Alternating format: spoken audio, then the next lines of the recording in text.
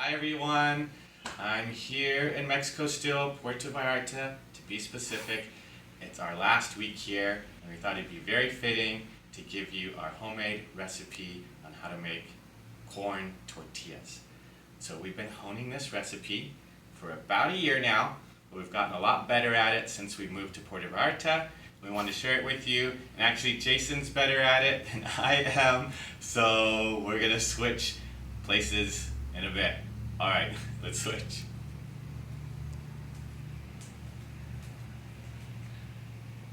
And this is our wonderful view. We just wanted to share it with you. We're gonna miss it. Hi everyone, I'm Jason. I'm not an expert at this at all. I'm only a little bit better than Matt at it. But come on in over here, I'll show you what we need. The most important ingredient is this. This is the masa flour. You might see it in a store like titled Masa Harina. It's not cornstarch, it is not cornmeal, so definitely don't use those. It has to be something like this. This is my favorite brand, Maseca. This is in almost every store I've seen in America, so I think you can find it back home. But also, if you look at the text down here, anything that says Harina Maíz Nixtamalizado, that's a good sign you have the right thing. And then, of course, we need some water, and optionally we need some salt. And that is it. This is the simplest thing. It's barely a recipe, but whatever, we're going to make it. The other thing I guess I should mention is the hardware. You don't need a fancy tortilla press to make this. You can use any broad, flat, hard surface. I like to use a cutting board and a ziploc bag cut, so you can open it all the way like this. And some people also use a big book to press down, or even a heavy like cast iron frying pan. Oh. So those are other options too. Yeah, I actually have a very large, heavy cookbook back home that I like to use because it helps with pressing. So we just need a bowl and a spoon. And I actually don't measure this. I just pour it until I feel like we have enough. And there's just really no telling, I think, in this regard. You can see inside the bowl, that looks like you can make like maybe 7 small tortillas, maybe 8. Then I just add the water a little bit by little until it all comes together.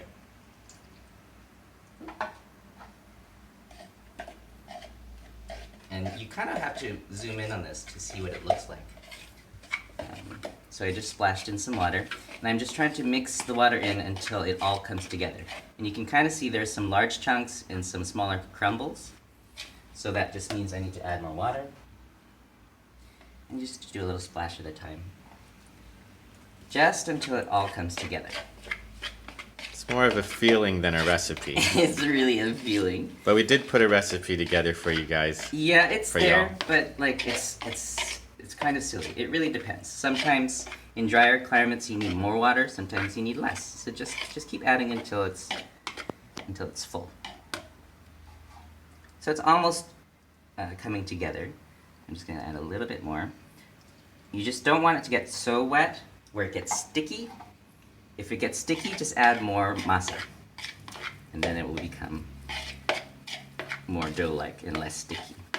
Looks like it's getting there. It looks like getting it's pretty already doughy. getting there. It looks kind of like, how do people say it? It's like wet sand a little bit. Somewhere between Play-Doh and wet sand. But it just needs to form a nice dough. So again, this is Masa Harina. So don't use cornstarch, don't use cornmeal. It will not form a nice dough. And it won't taste good either. Like this is very different. This is a whole grain kernel. It's gluten free, and it's just more nutritious than other corn products. So you really have to get the right thing. And it's delicious. It's delicious. So now I'm just gonna get my hands in here to make sure everything's incorporated. You really should see it close. There it is. So I just smash it together to make sure all of the water is evenly distributed. I'm not kneading it to form the gluten, because there isn't any. I'm just making sure that the water is everywhere and in the same amount. And then it looks kind of like this. You can squeeze it. It's not sticking to me too much. It's a little bit, but it's fine. And it just looks like a dough. You can play with it. Feels like Play-Doh, actually. Okay, so that's basically done. The next step is to press it. So the dough is formed. About how many tortillas will this make? This one, oh, I'm gonna be so wrong. I would guess 8. But 8? Yeah. I like to make the street taco sized ones where the tortilla is like maybe this big instead of the large tortillas back home. In order to do that, I try to form a little ball, kind of like a golf ball. This is a little big actually. I think it'll be smaller. And this again is up to you. You can do larger diameter tortillas. You can do thicker tortillas, thinner ones. It's all up to you, the texture and flavor that you want. I don't know, personally, I think the thinner the better. I think it works better when they're thin. It's easier to put the stuff in and fold them when it's thinner. Yeah. Sometimes if it's too thick, it can break. Yeah, I think at maybe 2 millimeters, I think is a good amount. Any less and it can fall apart more easily. It becomes drier and more brittle. And any thicker, it can be harder to work with, I agree. So I made my cute little ball. I put it on top of my Ziploc bag. I cover it with the other side of the Ziploc. So now both sides are protected by the plastic. And I get my cutting board or book or whatever, and then I just press it. I'm not putting all of my weight on it, but just enough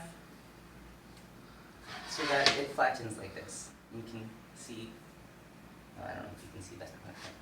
Yeah, I can see, I think. It's a good workout too. They It's a do good have workout. hand presses that you can get at the market. If you come to Mexico, you come to Puerto Vallarta.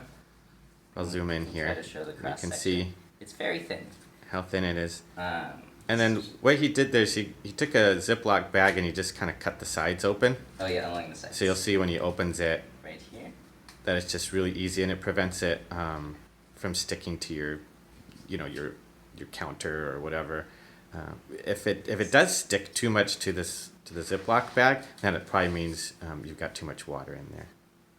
Yes, that's true. If it's sticking everywhere, then you can just take it back, put it in, add more masa, and it will absorb the water and it will be less sticky. So all of these things are fixable. There's no exact science to how much you should really put in. And you can see that actually came off really cleanly, which is a nice first go. And then I just like to flip it over onto my hand and then peel it back.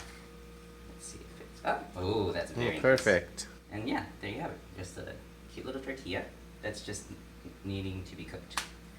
So then, I just need to heat this up. I like to heat it up on the big burner. This stove that we have here is like 3 different sizes. Each burner is a different size, but we like to use the big burner to get full coverage. And you want the pan really hot. Yeah. It's really good if it's hot, and if you have a cast iron skillet, I mean that's the best.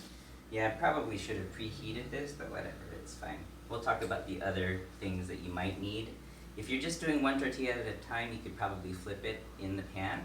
If you're doing multiple, a spatula will help. The other thing is, I have a little bowl, a little shallow bowl, so that when they're cooked, we can put them in the bowl and then cover it so that they can continue steaming one another. They'll continue to cook off of the stove, which is very helpful. I'm just gonna wait until it's uncomfortable for my hand. And again, your stoves will vary. Like, I don't know if you're using gas or electric, and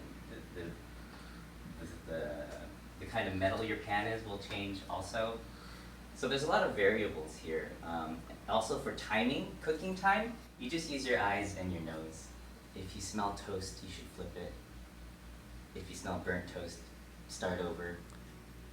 It's pretty simple. It's also the taste as well. Some people like it a little burnt. and some people like it a little less burnt, a little chewier. I prefer it a little chewier. You can always cook it more after you stuff it with something, like if it's a quesadilla, for instance. You're just going to put it back on the pan anyway, so it doesn't have to be fully cooked when you take it off the pan, and it will continue to cook in the bowl as well, so you really don't have to worry too much. This is a very forgiving recipe. Okay, well, it's getting there. That should be good enough for our purposes. If you're close enough, you can hear a very slight sizzle. It should be a little bit louder than that, but I'm impatient, so I will go ahead and do the next golf ball.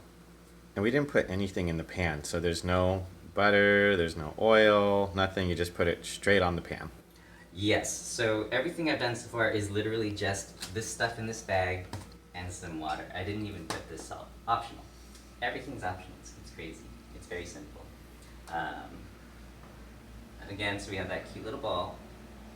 Put it in the middle. Cover it up. And then press. And I'm starting to smell it already. It's cooking. It's starting to smell. The smell is lovely. I don't know how to describe it. A little sweet, a little nutty. Sweet. Yeah. Yeah, nutty. And there's different variations you can do. So if you find blue corn, you can do that. That's fine. If you want to do it with kids, and family, you can put a little dye in there, and that's a little fun. You just have to compensate because that takes up the water. Some people, like Jason said, do like to add salt, and then some people add less water and add butter instead. So that makes it richer. You just have to use, either clarified butter, or you have to make sure you melt the butter first. Melted butter works really well. Oils also work well, but it does change the consistency, and it might make this pressing a little bit more difficult, but the flavor is really nice too. So we're just doing the bare bones recipe, however. So. And this is pretty traditional when we've seen another family make them. They did it very similar in this way. They didn't add the salt. It was just, you flipped it now. This is the first flip.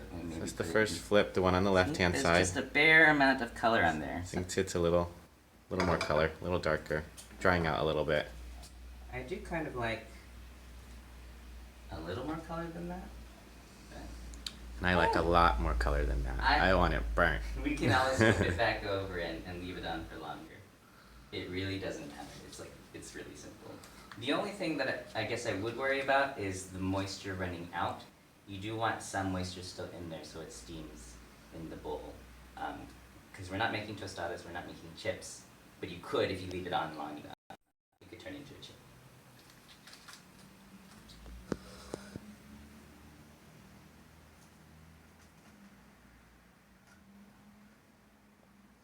Okay. And then I just do a sort of assembly line. I flip and I press. I flip and I press. Yeah.